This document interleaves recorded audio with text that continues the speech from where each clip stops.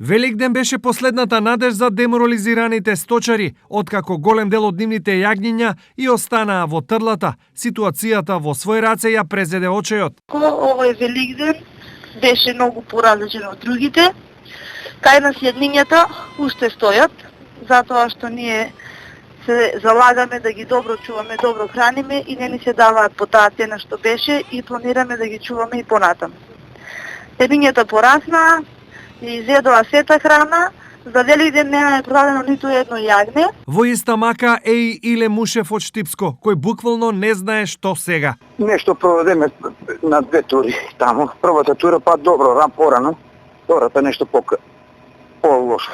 Епен лошо, не за лошо и сега трета тура ништо. Стоат јагнињата. Претежно стоат и епен ниска цена. Па нудат сега 100 динара, 110 и 120 денег. Така, нудата многу тешко и тешко товарат. Да ви кажам право дека тешко товарат. Јагната стоят, претежно стоят сигурно 50-60% и може повише да стои јагна. Што според овие сточари во овој момент државата треба да направи за нив? Треба подитно они да дадат и субвенции, што треба да појачат нешто државата. Ако мислат да се остави и женското јагне како што слушаме, демек така да плаќат нешто за женското јагне.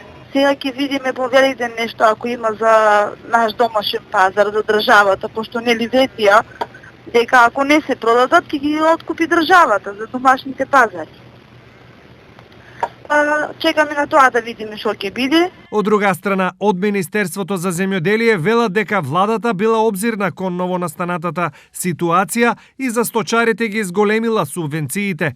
За сточарите што ќе одгледуваат женски јагниња, основата е 100 плюс 1500 денари, а од 700 субвенциите се зголемуваат на 1500, што значи дека секој сточар за јагне кој ќе го остави за приплод ќе добие по 2500 денари.